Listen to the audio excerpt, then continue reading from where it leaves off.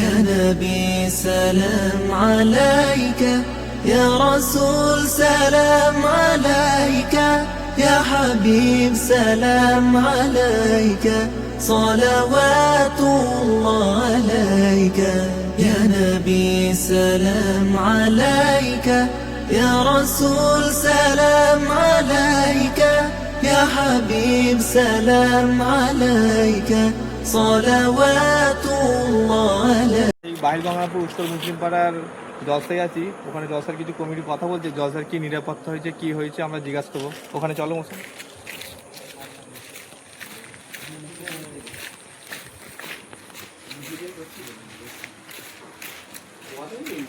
আসসালামু আলাইকুম।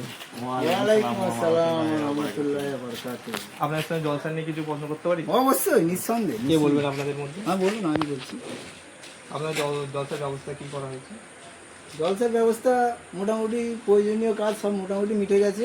প্যান্ডেল থেকে শুরু করে লাইটিং, মাইকিং সবই মোটামুটি কমপ্লিটের দিকে। কালকে সামান্য কিছু কাজ বাকি, সকালে হয়ে যাবে, কমপ্লিট হয়ে যাবে। জলসা করতে কোনো বাধা এসছে?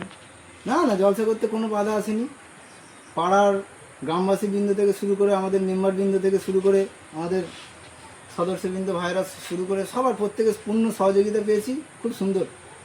জলসার অনুমতি নেওয়া হয়েছে? অবশ্যই। আমরা উলবেড়িয়া থানা থেকে আমরা পুলিশ পারমিশন করিয়েছি, উলবেড়িয়া পৌরসভা থেকে ওয়াটার সাপ্লাইয়ের পারমিশন করিয়েছি, ওয়াটার দেবে, এবং কালকে ঝাড়ুদাররা ঝাড়ু দিয়ে যাবে উলবেড়িয়া পৌরসভা থেকে। সব রকমই মোটামুটি পারমিশন, ইলেকট্রিক, বিশেষ করে ইলেকট্রিক পারমিশনটা আমরা খুব গুরুত্ব সহকারে করেছি।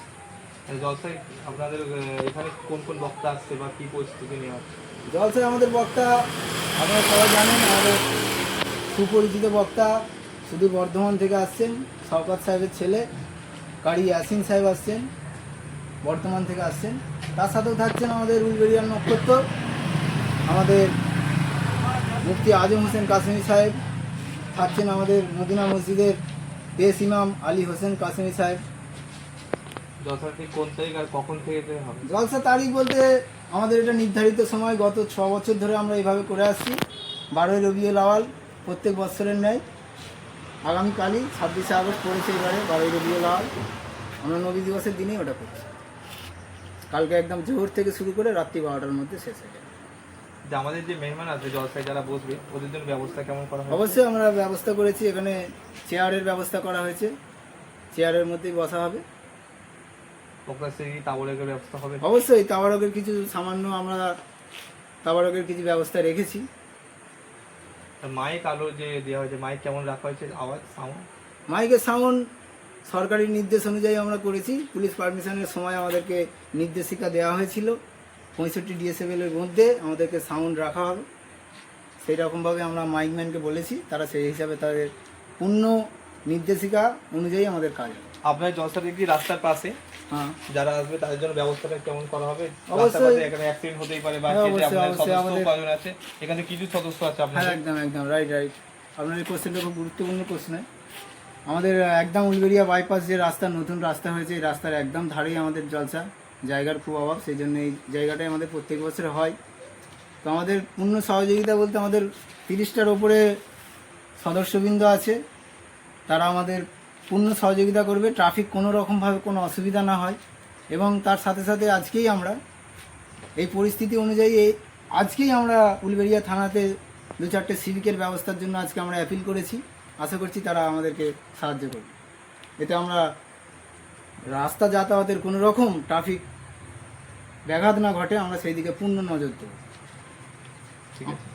আমাদের সাথে আরও আছেন আমাদের সহকাশিয়া সাহেব আছেন, আমাদের কি বলে সেক্রেটারি সাহেব আছেন, আমাদের এই ক্ষুদ্র কমিটির আরও অনেক মেম্বার আছে, আমাদের সহ সম্পাদক আছেন, আমাদের পূর্ণ কমিটি আছে। এখন অনেকটা রাত হয়ে গেছে, সবাই চলে গেছে, আমরা কাজ প্রায় কমপ্লিটের দিকে।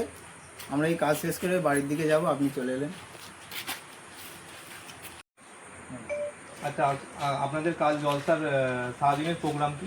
আমাদের কালকে সারাদিনের জলসার প্রোগ্রাম হচ্ছে, আমরা সারাদিন সকাল একদম 9টা থেকে আমরা দুপুর 12টা পর্যন্ত, মানে জোহর পর্যন্ত, 12:30 পর্যন্ত, আজান পর্যন্ত আমরা কুইজ, গজল এবং কেরাতের নাম নথিভুক্ত করব।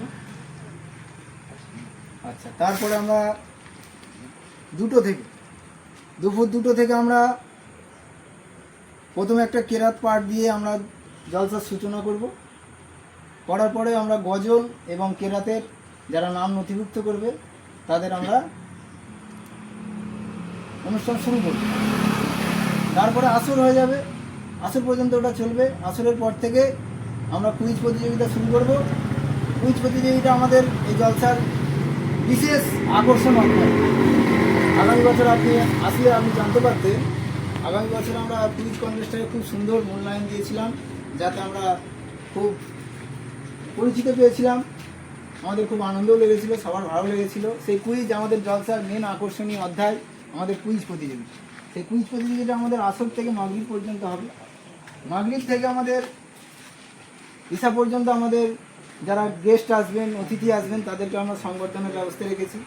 তারপরে আমাদের মসজিদের ইমাম সাহেব বক্তব্য রাখবেন, তারপরে আমাদের মুফতি আজম সাহেব বক্তব্য রাখবেন, তারপরে আমাদের প্রধান বক্তা কারি ইয়াসিন সাহেব উঠবেন, উনি শেষ দোয়ার মাধ্যমে আমাদের জলসা সমাপ্তি।